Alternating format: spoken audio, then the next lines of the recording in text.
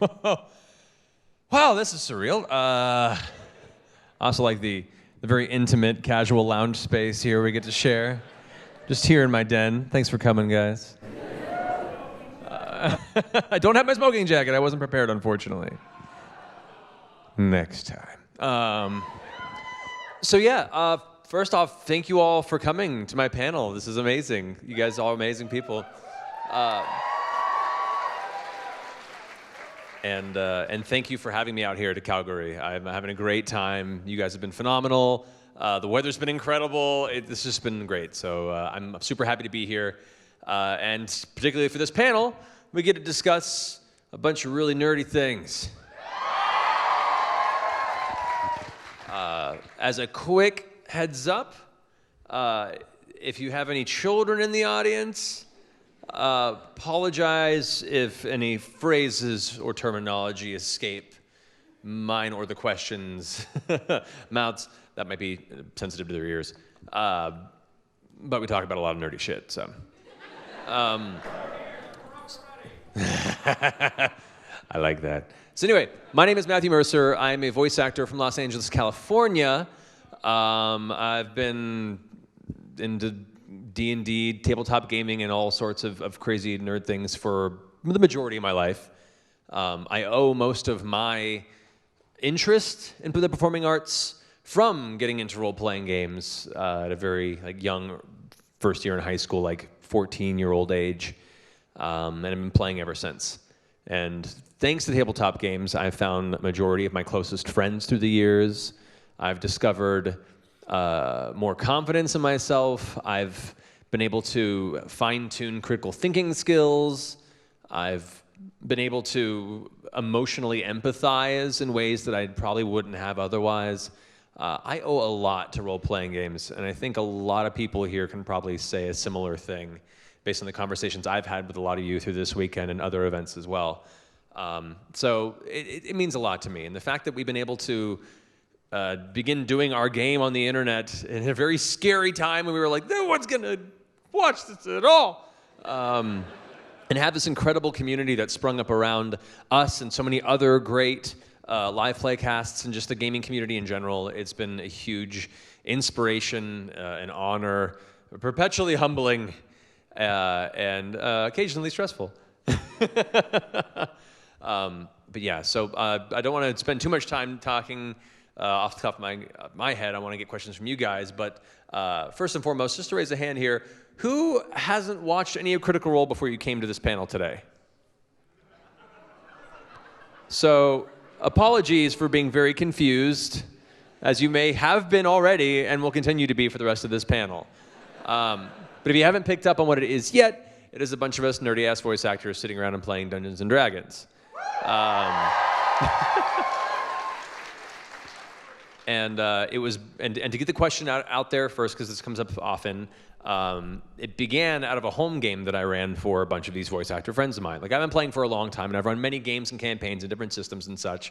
But years ago, my friend Liam O'Brien, we were working on Resident Evil 6 together. He was directing it. And I mentioned my D&D game that I was running for another group of friends. And he's like, man, I've always wanted to play. I haven't played since I was a kid. I was like, I'll run you a one-shot sometime. Just invite some people over. And he's like, okay. I was like, seriously, your birthday's coming up? Let me do it for your birthday. And he lagged forever, but eventually got around to going, okay, fine. We'll do a make-up birthday game. And we invited a bunch of mutual friends in the industry who had mostly never played before. I threw Taliesin in there because he was kind of the ringer who I'd been played with for years before that. And we ran a game. And they were confused, and they were laughing, and by the end of it, they had an incredible time. And what was supposed to be a one-shot turned into a continuous campaign. And then 2 years later, word had kind of gotten around about it through conversations in the industry, and somehow through a conversation with Ashley Johnson, who you saw on there playing Yasha in the new campaign. She and Felicia Day were having a conversation about the campaign, and Felicia basically said, why don't you bring this on our channel, Geek and Sundry? And we discussed it at length and thought that would be a terrible idea because there was no format for it. And every time we went into a meeting with them, they'd be like, well, what if we'd be meeting with certain people on the production team that didn't really understand tabletop games as much, and they'd be like, well, all right, you play your game and you role play, and then when you go to the boss fight, you jump over to play the video game version of D&D, and you fight it in the game, and I'm like, no, that's not how this works. And so it wasn't until Twitch began to emerge as a format that we had a conversation. I was like, is there a possibility that we can just set up cameras in the room and not change anything? We just want to keep playing our game. If you just put cameras there and we get used to it and we just go as we have been, is that okay? Can you do that? And they said, we could probably do that. And that's kind of how the show started. And we began streaming with their Twitch channel, and we had still at the time a surprising number of people. We had like a few hundred people, I think almost 1,000 at one point, watching the first episode. I'm like, that's crazy! We'll never hit that number again. 3 years later, we just started the first episode of the new campaign, which you just watched, which across all platforms, I think when they finished counting, we had live concurrence, not total views, but the highest concurrent view count of people watching at one time was 125,000.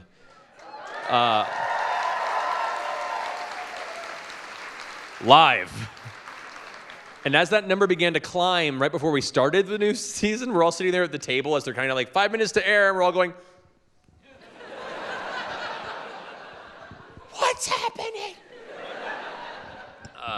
So it's been a very surreal ride. It's been strange and stressful and incredible. It's changed my life in so many wonderful ways, partially just for being able to express ourselves in a very honest light. You know, in this industry, in the entertainment industry, there's very much a drive or an expectation that as a performer, as a face of the industry, whether it be small or on a larger scale, to create a persona for yourself, to, you know, present yourself in a professional way and only act this certain way. And it feels very sterile and removed and not true. And this show, this campaign has enabled us to just be ourselves and just be friends. And it's a very scary endeavor, and we were worried. And there are of course people on the internet that still get angry. You know, we get our fair share of hate mail, but that comes with the territory, and that's fine. But ultimately, the majority of all the feedback has been so positive from you guys, and the community that's sprung around this has far eclipsed what our little show is now. You know, we're happy to be this hub, but seeing all of you and all the people that have come together across the world around our little silly improvised narrative every week, and then taking that inspiration and take it into their art, to take it into their ideas, into their drives and goals, to get their friends or families together or make new friends and create their own stories. And then we get the chance to meet at a convention like this and tell each other that. Like that is so powerful and incredible. And I have no words to describe the positive impact it's had on my life and the life of my players and my friends. So thank you for that, sincerely.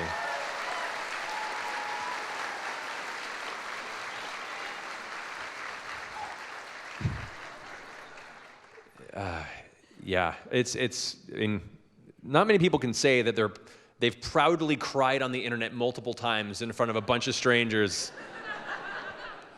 especially in a red jacket.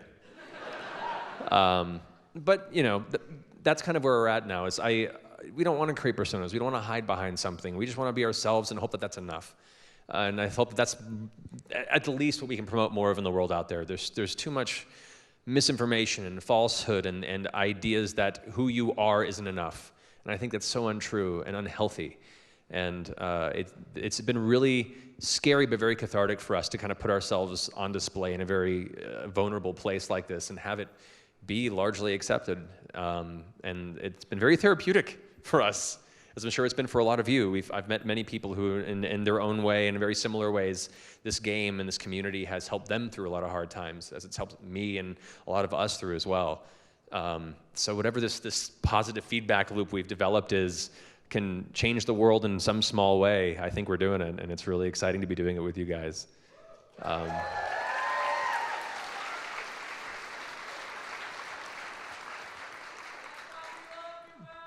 I fucking love you too, man! But enough of the softy shit. We're here to talk about Dungeons & Dragons. And because I've pontificated and kind of, splooged out onto the stage for you. That was not the right term to use. Immediate regret. Poured my heart out. That's better. Let's go ahead and bring us to a Q&A section of this panel, because I want to hear what you guys are curious about, and I want to answer what questions I can, and then laugh at the ones that I can't answer, because it's a spoiler. Which, as a note, I do want to preface this, please. If you have any questions about campaigns that may be spoilers for people that are new to the series or aren't caught up, please be careful to be vague and not spoil those elements. If you do, we'll figure out some sort of horrible, painful, torturing vengeance on you. But yeah, please do your best not to spoil that. So we have a couple of fantastic mic runners in the audience, so I'm going to try and... there's a lot of hands. Oh, right over here, we have on the side. Perfect. Hello. Oh, my goodness. Hey, so we see the players between campaign 1 and 2 choose what kind of personalities they enjoy playing. But you play so many different personalities. What are some of your favorite personalities and voices to play? You mean just like an archetype, like a general archetype? Yeah. Oh, man.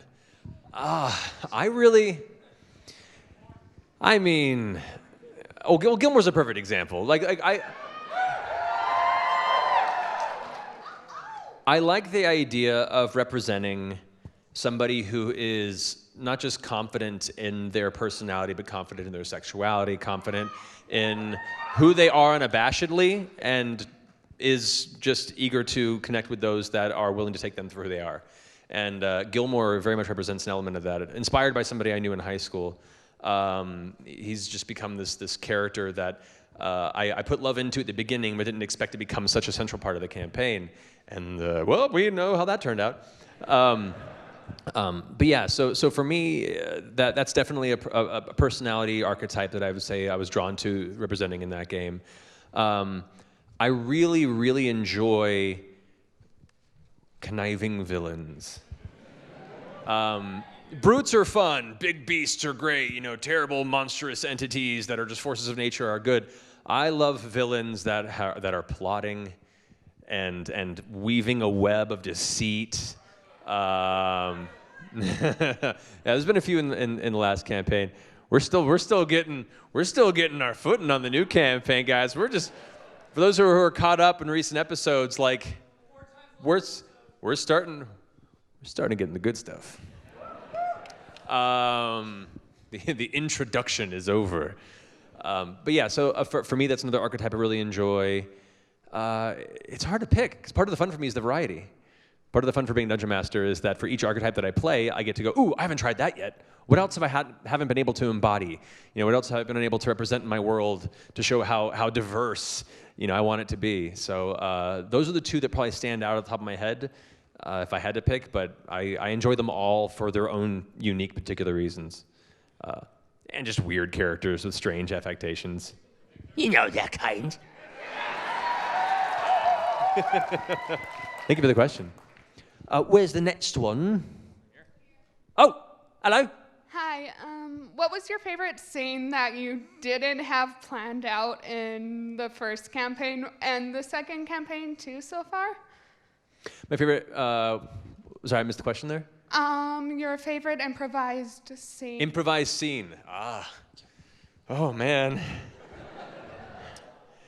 I would say in the first campaign, Victor is a great sequence that was improvised, but for me, to really feel like I was kicked off my chair and didn't know where we were going, when the party decided to go to the fire elemental plane to retrieve the plate of the Dawn Martyr, I had assumed it was going to happen much later, and I'd barely outlined the City of Brass at that point, and they're like, well, let's just go there right now. All right, let's go. I'm like, okay.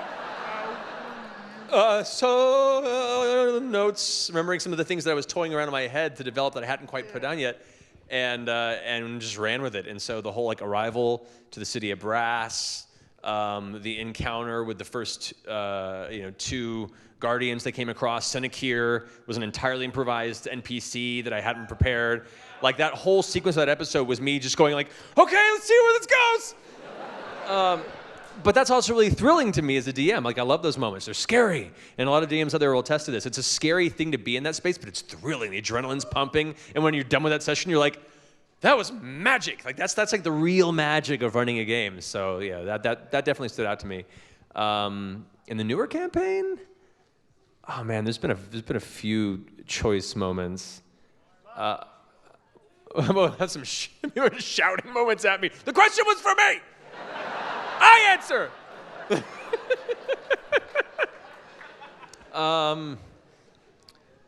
Oh man, I mean, a lot of it's. I think whenever Ford goes into his various, changing his illusory form and then messing with NPCs has been fun. For me, it's been really fun to watch Travis go from a super, super dumb character to a really intelligent, charismatic one. And for me, it's been fun to improvise with him whenever he does things to manipulate and get information out of NPCs, especially as a different persona. So those have been fun. Anyway, I've spent a lot of time on this question. I'll get to the next one. All It's a right. good question. Oh, just so you guys know, you don't have to hold your hand up the whole time. You can put it down and put it back up again, because we're not counting who went up first. So don't worry, don't break your arms. We've got a question here from Stockton. It's good deltoid work, though.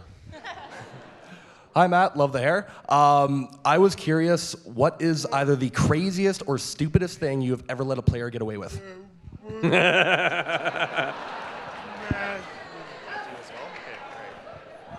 So I'll ask the question for you then. Yeah, you.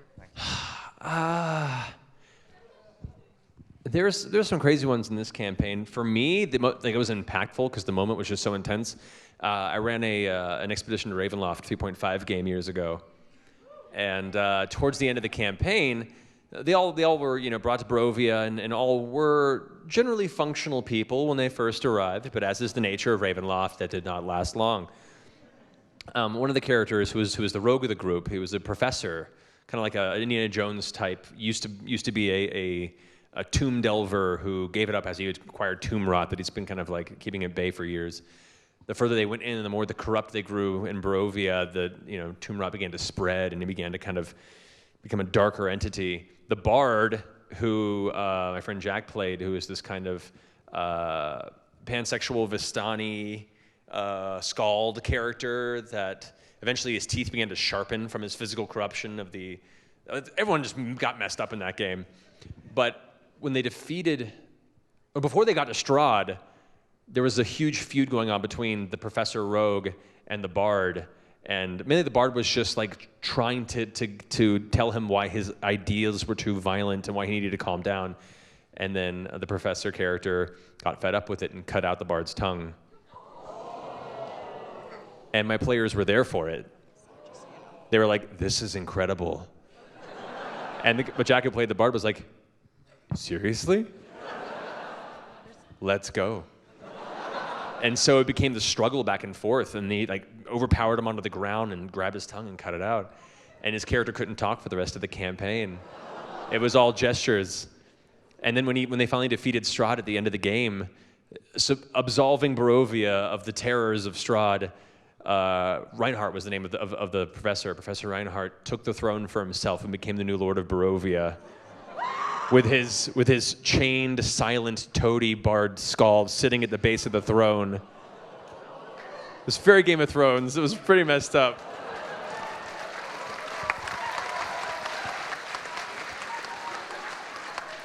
Shout out to Sean Manzano, who played that rogue. It was awesome. Good question. All right, next one. This gentleman's name is Matthew. He'd like me to ask this question for him. He's wondering, in your opinion, what was the worst part of 5th edition, and how did it affect your DMing? What I feel is the worst part about 5th edition? Yep. Let me see. I really like 5th edition. I think of all the editions of D&D that have come before, to me, it's the most tailored to my game style. I think it's simplified in a lot of the rules compared to previous editions, where it allows the narrative to flow a little better. I would say, that's an interesting question. The worst part of 5th edition is still kind of one of the hard parts about D&D, is sometimes the mechanical rules can get a little fidgety when you get to the fine print, which I get reminded of weekly whenever any of us make a mistake on the stream, and Twitter half an hour later is like, you did this wrong! And I look it up and I'm like, you're right. Good job. But it does teach me, and you know, it does help. And then like sometimes there have been, like I'll do research to make rule calls, and then there'll be places that confirm it one way and others that confirm it the other, and there's a little misinformation there. They're getting better at clarifying that as they go. I would say that's my biggest complaint. There aren't a whole lot. The stealth rules being a little vague are a good and a bad thing. It's good because it's open to interpretation how you want to run it in your game. It's bad for the same reason, because then you have players arguing about what should and should not be done. And there's just countless forum threads of people arguing about stealth. And they even did like a Dragon Magazine post on it with Jeremy Crawford discussing essentially what the intended use was. And even then everyone's like, bah. The internet's gonna internet, I guess. So, but largely I think it's a large improvement. I will say I miss that they removed the skill challenge system from 4th edition, which is one of the good things I really like about 4th edition. So we kind of I've brought elements of it in, home brewing it a bit. But yeah. All right, Thank we've you. got a question over here from Milo. Hi, over here. There's a lot of, oh, there we go. Thank you. How do you deal with player characters that hate each other? Thank you. This is a good question. Now, the people hate each other or the characters? Both? Okay. Well, if you have players at the table that hate each other, that's just not good for anybody.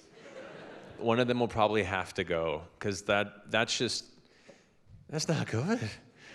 They need to work out their shit and then bring them back to the table. And if one or the other can't leave, maybe they need to figure their stuff out and find some other players, because otherwise you're just dragging everybody else at the table through their personal muck. And that's not healthy, and that's not conducive to a good gaming experience. And that's nothing against them individually, but if it's your table and you're the GM and you're putting all this time and energy into it, they have to respect that to not let it affect the game. Player characters that hate each other, you have to talk with the players a bit. I mean, one, I would hope that the players would be aware enough to not ruin the narrative of the game and the fun of the players just for the sake of what they feel is true to their characters' feelings. There is still a collaborative element of storytelling here. If the player digs their feet in like, this is what my character would do, and I don't care how it affects the rest of you, that's not a really fun player, in my opinion. You know, like you can have strong virtues and have conflict and have that temporary hatred if you need it, but you still need to help add to the narrative and keep the story moving. So that player, it's on their responsibility to leave some wiggle room to be open to still allowing the story to go and maybe throttle back a bit on their hatred. And as the GM, it helps for you to work with that player to decide why they hate that other character, what the driving force is behind that, and then build a story that might aid them to surmount and overcome that difference. Maybe part of the story and narrative, if it's like a racial frustration between dwarves and elves, the classic, maybe part of the story is them discovering this ancient ruin where dwarves and elves actually live together peacefully. The more they uncover the information, the lore of it, they realize that there was an older society where they were, worked together very well, and actually was a very, fantastic society, and their bloodlines came from this, and all of a sudden there was a history of it.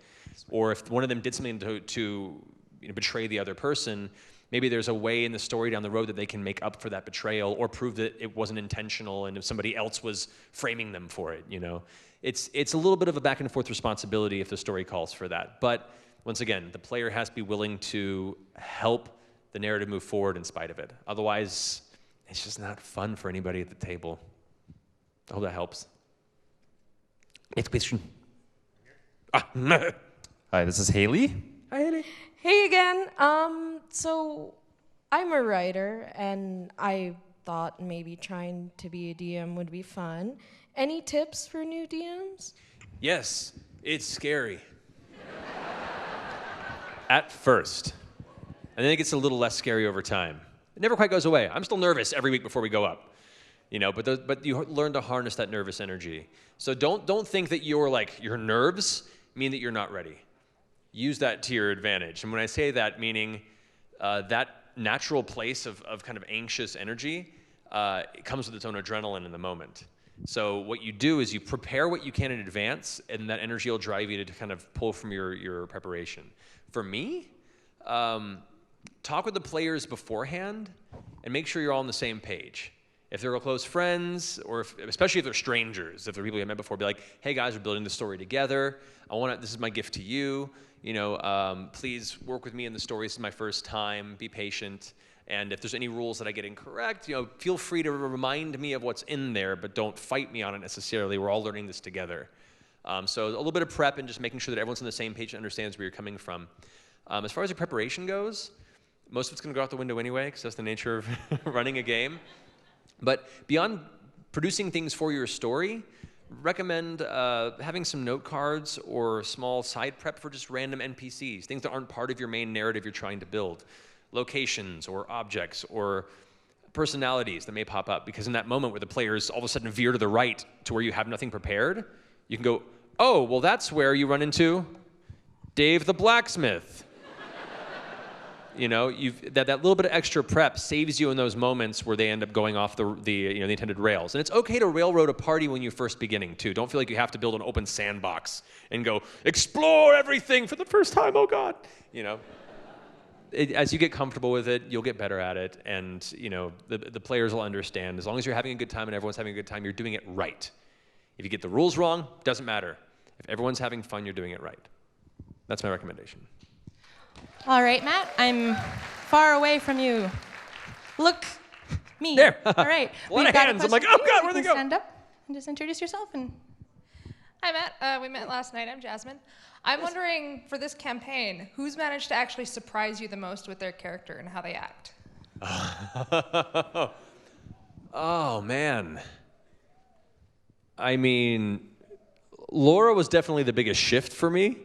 To go from this kind of sultry, strong badass of Vex into this boisterous, chaotic entity that is Jester, that really surprised me. I didn't know what she was going to do until we did our first session 0 for the campaign. I was like, what is this going to be? Oh no, you're the wild card, aren't you? No, they're all wild cards, I discovered. So that surprised me initially with the character choices. As far as their story and kind of things they've done, honestly, Not's really surprised me. Sam's not. Going from this, what you think is a silly voice, little goblin girl, oh, it's just so crazy. And then it has like severe emotional beats and all this like backstory that's slowly pouring out. Not's really surprised me too. But like all of them have had those moments so far. Once again, it's like picking your children in a weird way. Some of the characters are more of a slow burn. And I really enjoyed that too. But as far as when you say surprising, those are usually kind of the bigger shifts. So Jester and Not to me are the more surprising ones, definitely. But that doesn't mean I'm not enjoying the other character narratives as much. But yeah, those two probably. Good question. Way at the back, right here. Oh, I see. Hi. As a DM, I was wondering how far ahead and how in-depth do you usually try to make the story, and like how much of the overall story do you have before you even sit down at the table? I've been doing this for a long time. So I try to have general ideas of what the long-term story might be. Very simple. Like I'll have a page in my notes that just says future story stuff, and it's just bullet points of like, bullet point. Maybe one day they'll fight this. Maybe one day they'll go here. Maybe one day they'll discover a thing. They're super vague and open, and I can always go back to that later when I'm fine-tuning my story and their narrative and what I want to pull in and flesh out. When I'm developing for an immediate session, I consider what the main goal is that's unifying the party. And that's the thing, too. You have to come up with a narrative that's going to unify the party. You can do it the easy way and say that they're already conscripted mercenaries and like they're already been working together. Or you can be an idiot like me and have them all show up for the first time in a tavern and find a reason for them to come together again. A little harder, but it can be done. But as far as prep goes, don't get caught up in all the details of the macro world. You can come up with vague, we're in a kingdom. It's either malevolent or benevolent. And then you think of the city or the location where the first story is happening. And you flesh out some of the important people in your story. You flesh out, what their goal is and who they're going to meet along the ways to that goal. What challenges they'll uncover. And that involves not just creatures and battles they may have, but also what sort of physical or mental challenges they'll come across that can give each player a chance to shine. That's a big thing about the game, I think, is you have a group of players and they all want to have a moment in the spotlight to feel like they're useful, that they have something to give to the party, which also makes all the other players appreciate that person's character. Thank God you were here, or we'd be in a bad spot, you know, that kind of thing. So if you have a rogue in the party, think of some way that their skill set that they chose can be useful that nobody else in the party can really tackle. Or if you have someone who's really charismatic and talky, maybe have a social encounter where they have to extract information in a subtle way that nobody else in the party can do. So consider what the player's strengths are, give them each a moment in the spotlight, some simple NPCs that might be part of the story, the encounters they might come across, and that's all you need for your first game. That's really all you need. The rest of it you can improvise on the spot, you can keep it simple. As long as the players have that clear goal in mind, they'll guide the story. Once you have that established, it'll be much easier for you to flesh out the gaps in between.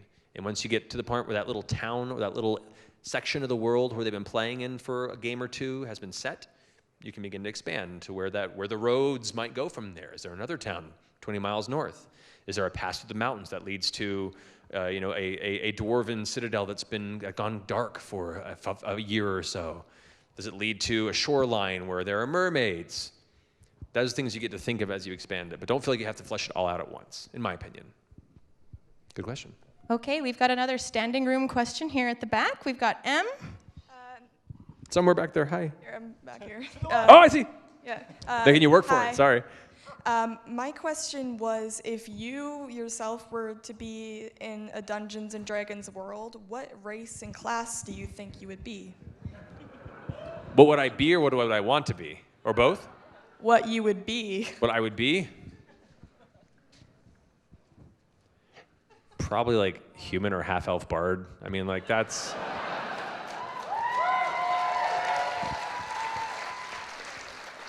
My whole existence in tabletop gaming has been trying to fight the age-old trope that charisma is a dump stat. That used to be a real thing in second ed.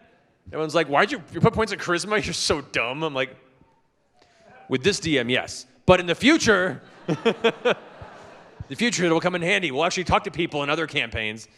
So yeah, no, probably bard, because I'm not good at fighting. I trip trying to get my teeth brushed. So I can talk okay. So I'll tell stories and I'll be fine in a D&D world until I piss off some noble and they execute me in the middle of the street. Interesting question. Right from the aisle here. Oh, right. There we go. Hi, Matt. Hello. My name is Brian. You will know me as Brian Spin Kicker, the Critical Role giveaway winner for this week. Yeah, you won. Congratulations, man. I've not met an actual giveaway winner in person, so that's awesome, dude. That's what I thought. Very much enjoying reading the Tal'Dorei campaign book. Thank you. And DM to DM. What was your inspiration for writing the book? The inspiration for writing the book was people asking me to write the book. I never intended it to be something I put out in the world.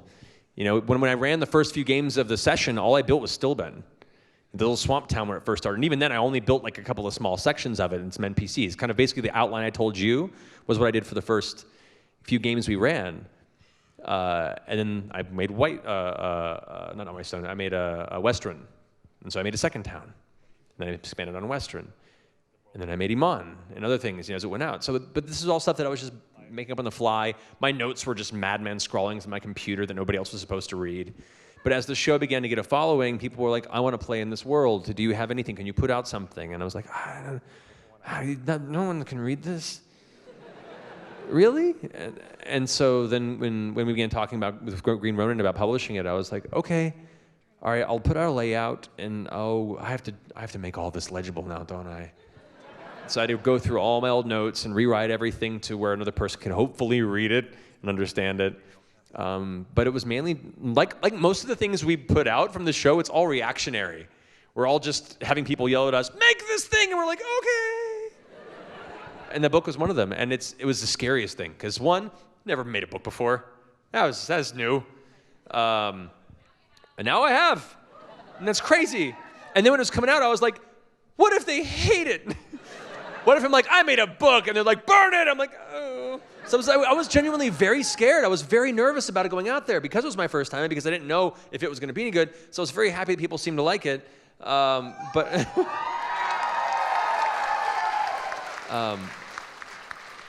yeah, I mean, honestly, like a lot of things, the inspiration was you guys. It was you guys asking and me going, maybe I can do this. And I did. So thank you. All right. You pushed me to be better. We're in your sight line, I think. Oh, All right, we've got Michaela here. Hello. Hi. Related to your last topic, do you have any tips on how to get your own material published if you're creating your own worlds and everything? Oh, I've made a book. To get your stuff published, a lot of, at least people I know have talked about doing this for a while, is to first maybe start small scale publishing, which things like the DMs Guild are a really good place to start making a name for yourself, where you can just self-publish work, for 5th edition D&D, put it out there, and people can try it, give their feedback, and make a little money off of it.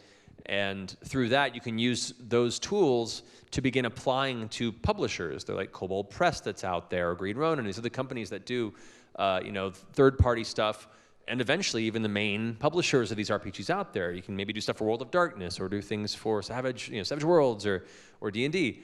But it's hard to publish if you don't have anything to show that you've put up yourself in this day and age. Like it's the classic, in order to get a deal, you had to have had a deal. Well, that doesn't work, but that's how it is. It's kind of how getting into the acting union was. You can only get into an acting union by doing a union job, but you can't do a union job unless you're in the union. You're like, what? So you have to kind of find those back roads by meeting people, putting your work out there and showing what you can do, and prove and show to somebody that you actually have what it takes. You have the moxie, kid. That kind of a thing. But now we have so many more resources online for self-publishing than there ever was. It's a great time to start putting your stuff out there. The key is to make sure that you can get it to the community, because it can also get lost in a sea of self-published stuff. So honestly, reaching out to a lot of those publishers, showing them what you've done, and then once you have a rapport, it'll be much easier for you to get it to one of these publishers, anything that you want to do. It's going to be hard to publish your own original setting as an initial thing unless you're kickstarting it and you have a lot of followers ready to go ahead and get behind that. So you want to kind of build up that rapport with the publisher doing stuff for them, and then you can kind of delve into your own whole projects. That's my suggestion. No worries. To your right, close to the back, over here. Hi. I get excited whenever I find you guys. It's like my own little Where's Waldo game. My girlfriend and I are actually trying to start our first Dungeons & Dragons campaign. I was wondering if you could suggest any pre-built campaigns we could start with? What kind of style of game do you like? Do you like super high fantasy? Do you like kind of gothic horror? Do you like more intrigue and mystique? Like what kind of a story do you want to tell? That is a genre. Well, no, any of them can be that genre. That's not a genre. Her and I are actually more into the gothic horror fantasy area Curse of of Strahd. everything. That game I was talking about earlier, where the guy cut the other guy's tongue out, and the Curse of Strahd is the newer version of that whole storyline. It's completely renovated. It's very dark fantasy, mist-filled, forests and vampires and werewolves and undead, and it's great. Basically Dracula. It's mwah. So yeah, Curse of Strahd would be a great place to start looking for inspiration, and if not inspiration, to actually run the module. So highly recommended. Okay, I'm just here sort of kitty corner to where Alfred just was. Oh, there we go. With the mask. This is Alexis. Hi, Alexis. Hi, so a little detour. With Pillars of Eternity 2 out, what's your favorite character or line from the original? Favorite character line from Pillars of Eternity? Oh man, there's a conversation between Sagani and Adair. That's amazing. If those who haven't played Pillars of Eternity or Pillars of Eternity 2, first off, great game series. I backed the original on Kickstarter before I was even cast in it, which was very surreal. I grew up playing Baldur's Gate and Planescape Torment and the classic kind of isometric RPGs of the PC realm of the 2000s. So as soon as they began doing Pillars of Eternity, I was like, take my money! Yeah. And they put it back in by hiring me as a voice actor. That's kind of cool how it worked out. But it's a great story, and I play two characters in there. I play Adair and Aloth. Aloth is this elven mage persona who's a bit nervous and just wants to cast his spells, who has another soul within his body, who is named Isilmir, who's this old sort of Scottish angry lass who beats face. I'm sorry, that was Isilmir, that wasn't me. He can't really control it. And the other's Adair, who's this kind of like good old boy. He was a farmer in the Deerwood who became a soldier for a war, and his god was killed in the war, and so he's just kind of trying to find what his next path in life is. But he loves to pet animals. He loves animals. And there's this conversation with Sagani, who's this dwarf ranger who has this awesome fox companion, where if you walk in, he's like, "Hey, Sagani, can I pet your fox?" She goes, "Well, it's your hand." He goes, "I'm gonna pet him." And then later on, as you're playing through, after that happens, another conversation keeps up. She goes, "Adair, how's the hand?" He goes, "Turning purple. Might have to cut it off." And she goes, "You shouldn't have pet him." And he's like, "Mom, I wasn't supposed to pet him. Why do they make him so soft?" That's my favorite Adair line. That's awesome. Which, if you don't know, Pillars of Eternity 2, not only were the whole cast of Critical Role voicing a lot of the companions and main characters in the story, but there was a free DLC for the game where you get to download voice sets and portraits of Vox Machina from our first campaign and make them in the game, which is so surreal, including Sean Gilmore. That's one of the most surreal moments of my life, was playing a video game where our D&D characters were technically in it. I might have gotten a little emotional. A lot emotional. Right at the front. Oh, right, look at that, convenient. Hi. Hi, my name's Alana, and I was wondering if you've ever brought a character from like other roles you've done like through your games and voice acting into Dungeons and Dragons. It's kind of the other way around. A lot of voices that I've learned and acquired for my work as a voice actor started as NPCs. You know, being a dungeon master for me was a great playground to build my toolbox of dialects and character voices and ranges. But like, for instance, in the new campaign, Pumat's Soul,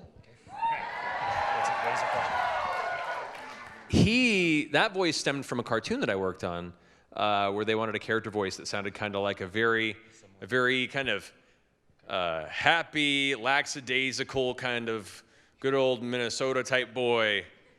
And I just kind of sort of just came up with this guy.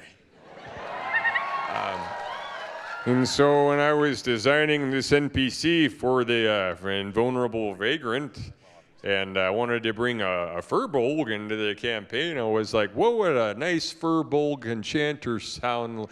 That's what he'd sound like. Respectfully. So that's an example. I'm trying to think.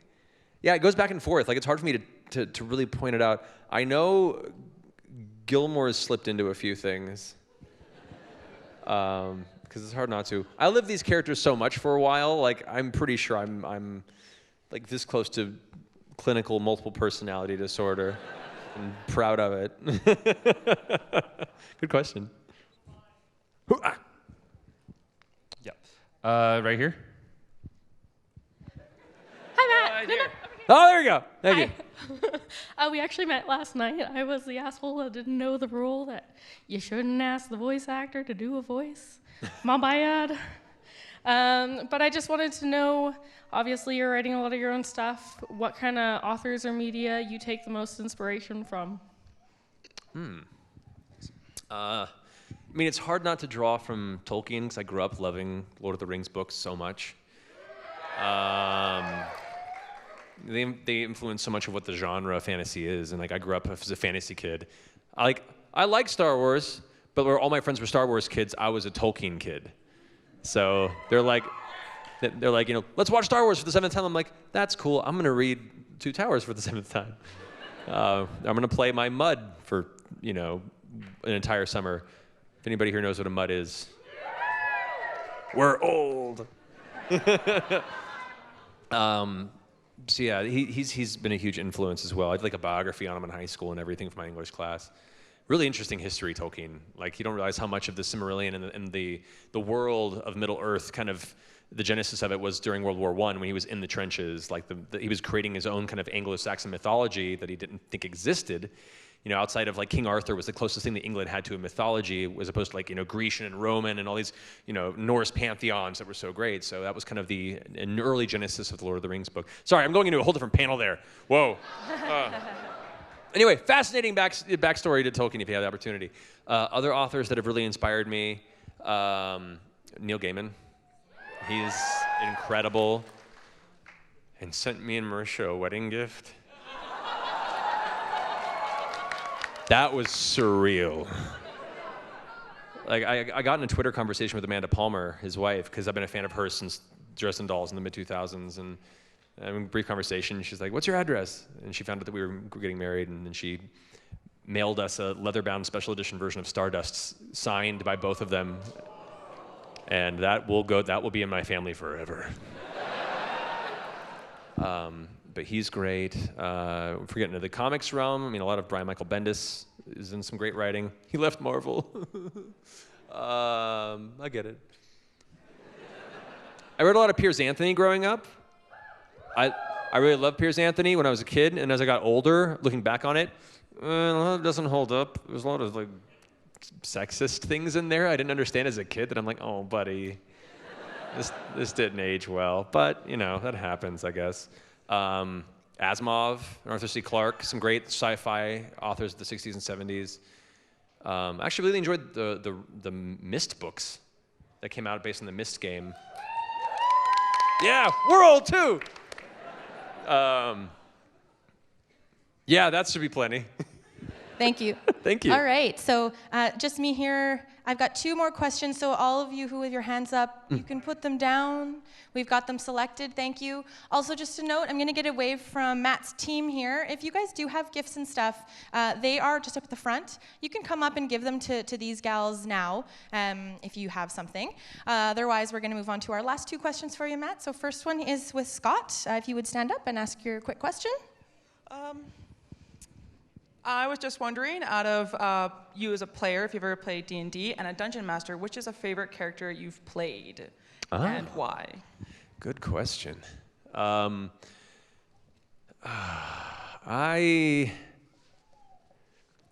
tend to be drawn towards spellcasters because I like the utility of options. I don't go for the high damage. I don't go for the max DPS. I want to be useful to the party, and so I often fall into clerics or wizard roles and pick spells that are more utility. And in fact, Caleb in our later campaign is starting to go in a similar utility route, and I'm like, yeah, buddy, yeah. But I think, in spite of that, one of the characters I had the most fun playing, because I played spellcasters my whole D&D life, which I DM'd for most of it. So my players have a druid and a cleric and a few wizards. And for my friend Sean, who played that rogue who cut out the tongue earlier, he was DMing a 4th edition campaign when it first came out. And I was like, fine, you know what? I'm going to try a martial class. I'm going to make a fighter. Make a dwarf fighter. Just to give it a shot. God, he was so much fun. I used to make fun of fighters. I was like, fighters aren't fun. All they do is attack. But oh man, so much freedom in how you get to describe those attacks. It was so much fun to just be like the ridiculous, turn comes around, it's like, all right, as I sit there heaving angrily, staring with my one good eye into the face of the orc, I say, come on, sir, let's see who topples first. As I run up the front of his body and cleave my axe onto his shoulder, as I flip over the back, I try and wrestle it from the side of his arm, kick him behind, and as he falls to the ground, I turn back and go, ha ha, gotcha, All it was 2 attacks, but it was so much fun to get into that kind of, as a person who grew up watching martial arts movies and mixed martial arts and a lot of old school kung fu films, it's really fun to be able to to, in your mind, choreograph these fight scenes. And so martial classes allow you that flexibility that I really love. So I actually probably had the most fun with my fighter than I thought I would. And he became an NPC in Tal'Dorei. He's actually a member of the Brawlers Guild, who first was the manager of Vox Machina pre-stream. He's in the campaign guide. Crawdon Grimthorn, that was my dwarf fighter. All right. We're still at the front. All We've right. got our final question. Oh, still over here. Perfect. And it's Jordan. Yes. Oh, good. Hi, Jordan. Hi, Matt. DM to DM, how much input do you have on your characters' backstories, or your players' characters' backstories? Oh, that's a good question. What I usually do is give them a primer for the world they're going to be playing in. It can be detailed, it can be vague. Now I do, at least. With the one-shot campaign, I'm just like, make whatever, and I'll incorporate it into the story. You know, it wasn't meant to be a campaign.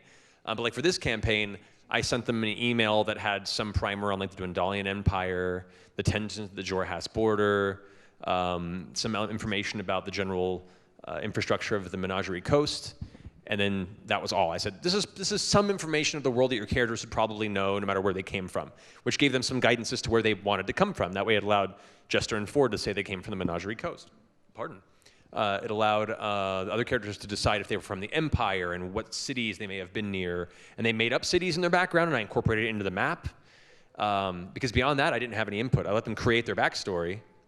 And then when they sent their backstory to me, if there's any part of their backstory that didn't quite fit with the way I was building the world, I would find a way to tie it in. Like if they were like, for instance, this is a complete example. If their backstory was like, and then I was born from a noble that lived in a golden tower and summoned dragons, I'd be like,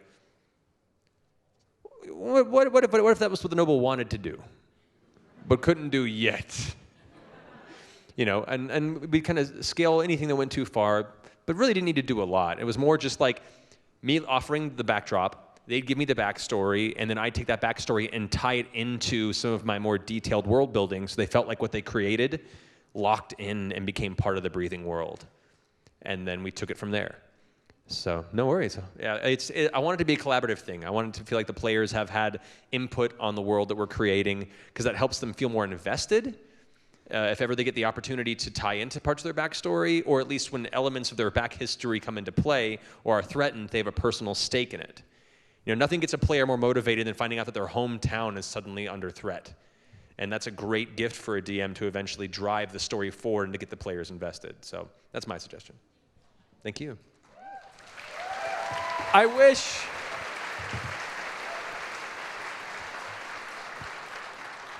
we had more time. I really do. This has been a lot of fun. But oh, no. You guys are so sweet.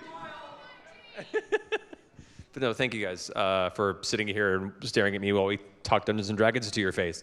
The fact that that's a thing that can happen, that exists, and you guys were like cool with it. And you didn't just like leave en masse at the beginning of this panel means that the world is changing for the better.